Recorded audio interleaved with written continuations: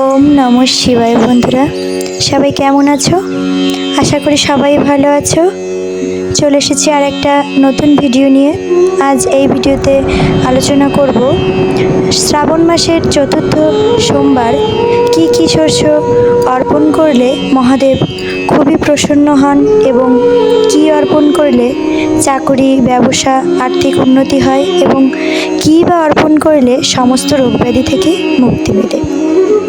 প্রথমেই সকলকে অনুরোধ করব মহাদেবের উদ্দেশ্যে ভক্তিভরে একটি প্রণাম নিবেদন করতে এবং কমেন্ট বক্সে হর হর মহাদেব লিখতে। আর যদি ভিডিওটি ভালো লাগে তাহলে অবশ্যই লাইক করে চ্যানেলটি সাবস্ক্রাইব করে দিও।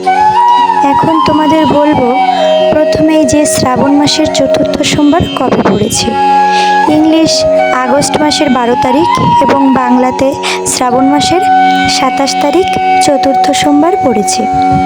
তোমরা যদি কোনো কারণবশত আগের সোমবারগুলোতে উপবাস না রেখে থাকো, তাহলেও যদি চতুর্থ সোমবার কেউ উপবাস রাখো, তাহলে এই 4টে সোমবারের ফলই লাভ করা যায়। চতুর্থ সোমবারের উপোস রাখলেই পুরো মাসের উপবাসের ফল লাভ হয়, এরকমই শোনা যায়। এবং এই পুজোর জন্য কি কি লাগবে এবার সেগুলো বলে দিই। যেহেতু মহাদেব অল্পতেই তুষ্ট, তাই তাকে সামান্য 1 ঘটি গঙ্গাজল এবং বেলপাতা দিলেই তিনি সন্তুষ্ট। তারপরে যদি তোমাদের সামর্থ্য থাকে তাহলে দুধ, দই, ঘি, মধু, চিনি, গঙ্গাজল, বেলপাতা, ধুতুরা ফুল এবং ধুতুরা ফল, পৈতে, আকন্দর মালা, আতপ চাল, ফল, ফুল, ধূপ, প্রদীপ, কর্পূর এগুলো জোগাড় করতে পারো। এগুলোই মহাদেবের পূজার উপকরণ। পুজোর দিন খুব ভোরে ব্রহ্ম মুহূর্তে ঘুম থেকে উঠে প্রথমেই স্নান করে নিতে হবে এবং যদি সম্ভব হয় তাহলে স্নানের জলে সামান্য একটু দুধ মিশিয়ে স্নান করে নিতে পারো, তাহলে মহাদেব আরও বেশি প্রসন্ন হন। এই দিন যত বেশি সম্ভব ওম নমঃ শিবায় মন্ত্রের জপ করতে হয় এবং যদি কেউ জপ না করতে পারে তাহলে শ্রবণ করা উচিত। পাশাপাশি মহামৃত্যুঞ্জয় মন্ত্র জপ করলেও অনেক প্রসন্ন হন মহাদেব। এবং এই দিন ভুল করেও যে কাজটি করা যাবে না তা হলো কালো বা নীল ধরনের কোনো পোশাক এই দিন পরা থেকে বিরত থাকতে হবে। যারা আর্থিক উন্নতির আশা করে তাহলে এই দিন তারা অখণ্ড আতপ চাল 1 মুঠো শিব ঠাকুরের মাথায় অর্পণ করতে হবে। অবশ্যই খেয়াল রাখতে হবে চাল যাতে কোনো ধরনের ভাঙা বা পোকা না কাটা হয়। পাকা চাল হবে অক্ষত এবং খুবই ভালো। যেহেতু এটা মহাদেবেরকে অর্পণ করতে হবে, তাই আগে চালটা ভালো করে বেছে ধুয়ে মুছে নিয়ে তারপর মহাদেবের মাথায় অর্পণ করতে হবে।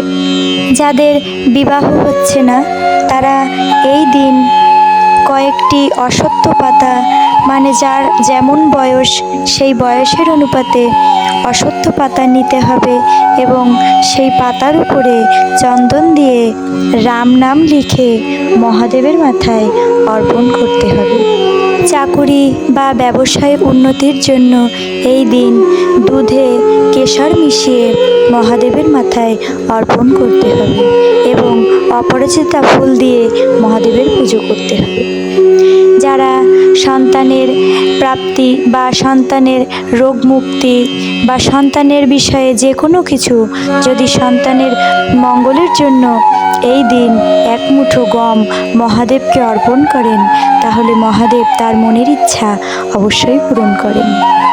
এবং রোগ ব্যাধি থেকে মুক্তি পেতে এই দিন কালো তিল জলের সাথে মিশিয়ে মহাদেবকে অভিষেক করাতে হয়। এবং মনে রাখতে হবে মহাদেবকে স্নানের সময় অবশ্যই এই মন্ত্রটি জপ করতে হবে। ইদম স্নানিয়দকম ওম পশুপতায়ে নমঃ, এতৎ পদ্মম ওম নমঃ শিবায়, ইদম অর্ঘ্যম ওম নমঃ শিবায়।